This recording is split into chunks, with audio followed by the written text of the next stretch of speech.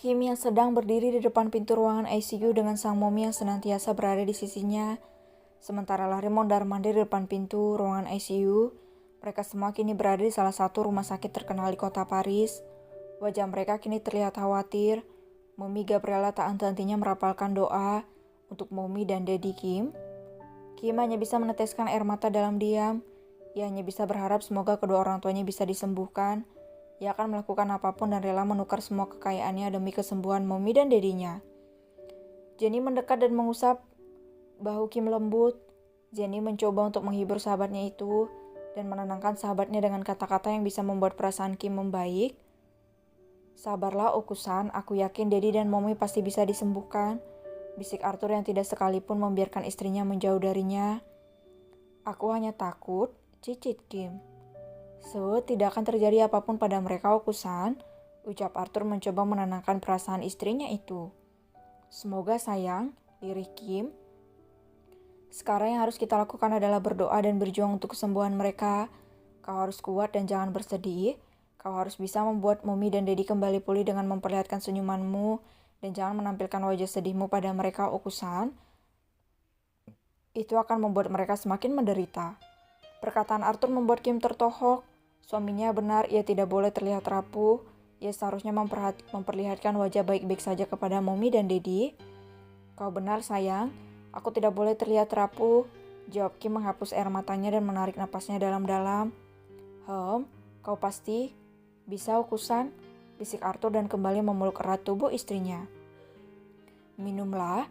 Lucy menyerahkan sebuah minuman mineral kepada Larry yang terduduk lesu di kursi tunggu. Tidak, terima kasih, tolak Larry.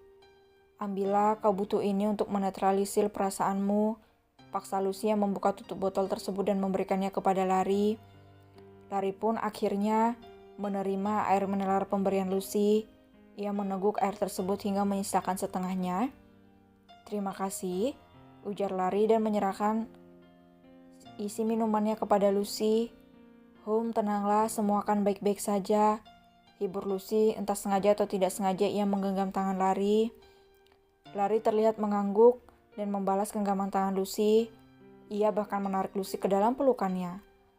Inilah yang sekarang Larry butuhkan, sebuah dukungan dan juga pelukan hangat. Lucy mengusap-usap punggung belakang Larry yang terasa bergetar, dan Lucy dapat mendengar isakan pria arogan itu. Menangislah, tapi setelah ini jangan lagi. Kau harus kuat dan bersabar. Yakinlah semuanya akan membaik, hibur Lucy dan mengusap punggung kokoh Larry penuh kelembutan. Terima kasih, sahut Larry dan lebih mengencangkan pelukannya kepada Lucy. Nyonya, seru asisten Haruka. Minumlah Nyonya, ujar Haruka memberi sebotol air mineral kepada nyonyanya. Terima kasih, sahut Momi Gabriela. Seharusnya aku menyembuhkan mereka dulu, ucap Momi sendu. Aku terlalu buru-buru dan membuat menantuku sedih. Apa menurutmu keputusanku ini tepat buat menantuku? Tanya Momi dan memandangi asistennya ini lekat. Seharusnya setelah menemukan mereka aku menyembuhkan mereka dulu. Semuanya sudah terlanjur Nyonya. Yang harus kita lakukan adalah memberikan pengobatan terbaik buat mereka, balas asisten Haruka. Kau benar, aku harus memberi perawatan terbaik buat mereka. Iya Nyonya. Terima kasih atas semua yang sudah kau lakukan pada keluargaku. Terima kasih sudah menemukan mereka. Meskipun keadaan keduanya sangatlah tidak baik, tapi kami tetap bersyukur mereka masih hidup. Sekali lagi terima kasih, ucap Momi Gabriela. Ini sudah tugas saya Nyonya, sahut asisten Haruka. Kimberly terlihat sibuk pagi ini. Ia terlihat beberapa kali bolak-balik di kamar mandi dan kembali lagi ke ruangan ganti. Ia seperti seorang ibu yang sedang sibuk menyiapkan keperluan sang anak, menyiapkan air mandi dan juga pakaian dan lain-lainnya. Lalu kalian berpikir Kim sedang mengurus bayinya, maka kalian salah besar. Karena kali ini Kim sedang mengurus sang Momi yang tidak bisa melakukan apapun selain berbaring dan juga duduk di kursi roda. Sudah 1 minggu Kim melakukan aktivitas barunya ini, mengurus sang mommy dan dedinya dengan kelembutan dan kasih sayang.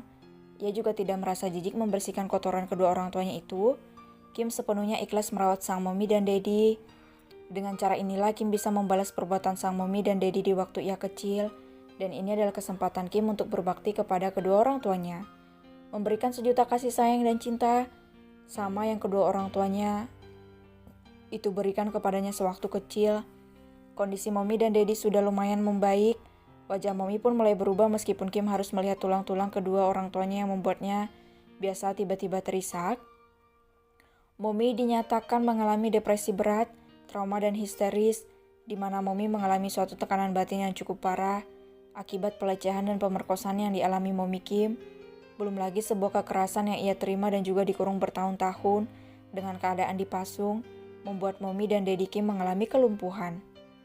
Tapi Kim dan Larry sangat bersyukur masih bisa melihat kedua orang tua mereka, meskipun harus butuh perjuangan untuk memulihkan mommy dan dedi Kim. Kakak adik itu pun hanya bisa bersabar dan berusaha untuk menyembuhkan kedua orang tua mereka yang belum merespon panggilan dan juga sentuhan.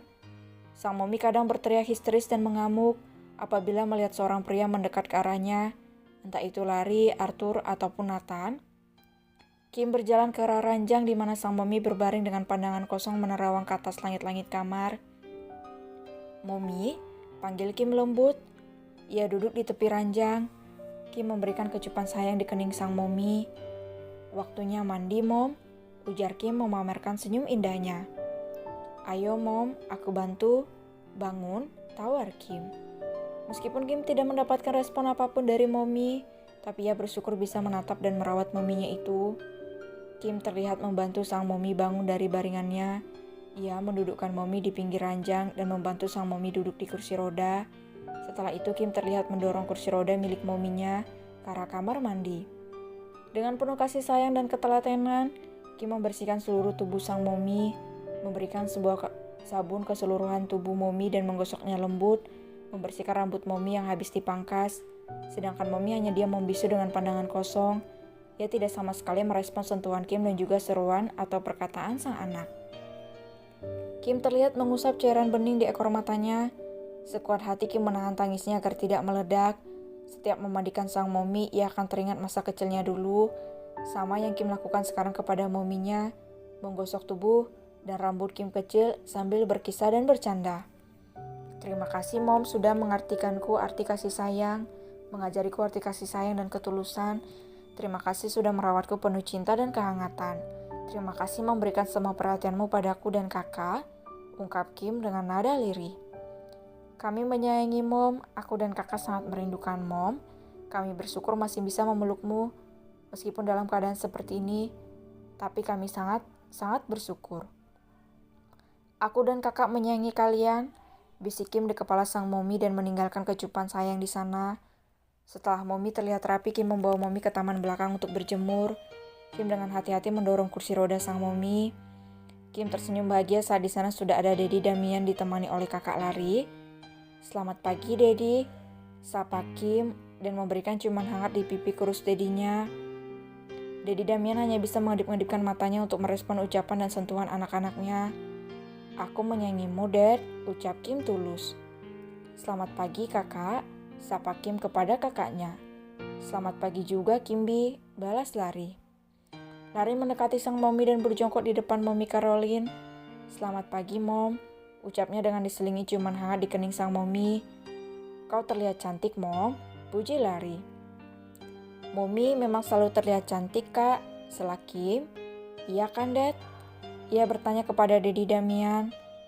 "Aku selalu menyayangi kalian." Larry memeluk orang tuanya secara bergantian. "Kami bersyukur dan berterima kasih karena kalian ingin bertahan demi kami," ujar Larry dengan mata berkaca-kaca. "Kakak benar, Mom, Dad. Kalau kami merasa bersyukur kalian masih hidup, dan kami akan selalu merawat kalian," ucap Kim sendu. "Kalian sangat berarti buat kami. Kalian adalah kekuatan dan kelemahan kami. Jadi tetaplah bersama kami meskipun dengan keadaan seperti ini." Kim mengusap air matanya mulai mengalir. "Kami menyayangi kalian," ucapnya lagi dan lagi. Tangisnya meledak di saat rasa sesak itu tak tertahankan lagi. "Okusan," Arthur yang baru bergabung menarik lembut sang istri dan membawanya ke dalam pelukannya. Berhentilah menangis, Okusan. Tangismu membuatku tersiksa, bisik Arthur. Aku hanya tidak sanggup melihat keadaan Mommy dan Daddy, sayang, jawab Kim dalam isakannya. Kau pasti kuat, Okusan, dan kau harus kuat. Arthur mencoba menghibur sang istri. Aku pasti bisa dan aku harus bisa, kacau Kim di dalam pelukan sang suami. Lebih baik kau istirahat, Okusan, pinta Arthur. Tidak, tolak Kim sambil menggeleng kepalanya. Aku tidak ingin meninggalkan Mommy dan Daddy, ujarnya lagi.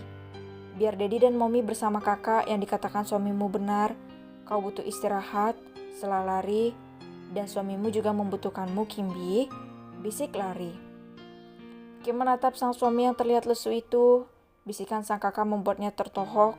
Karena sibuk merawat Mommy dan Daddy yang melupakan kewajibannya sebagai istri. Apalagi suaminya ini begitu baik dan pengertian kepadanya. Maafkan aku, lirik Kim dan membelai wajah rupawan suaminya. Maaf, Arthur terlihat menyengitkan alis tebalnya. Aku mengacuhkanmu, sayang, bisik Kim. Tidak, Okusan. Aku sibuk melayani Mommy dan Daddy sehingga melupakan kewajibanku sebagai seorang istri, imbuh Kim. Aku tidak masalah, Okusan, dan aku mengerti keadaanmu sekarang, saut Arthur penuh pengertian. Kau suamiku yang paling pengertian dan manis, puji Kim dan menghadiahi wajah suaminya dengan kecupan. Cak, kalian mulai lagi, cibir Lari. Lihatlah, Mom, Dad, mereka selalu memamerkan kemesraan mereka, dengus Lari. Kau terlihat kasihan, ejek Arthur. Apa maksudmu ada ipar laknat? Pekik Lari. Pria kesepian, ejek Arthur dan tertawa. Kamu mempunyai kekasih, aku mempunyai kekasih asal kau tahu. Hardik Lari tidak terima dengan ejekan Arthur. Benarkah? Siapa? Saud Kim dan Arthur bersamaan. Itu rahasia, gugup Lari. Dia wanita atau pria? Hei, ada ipar kurang asupan?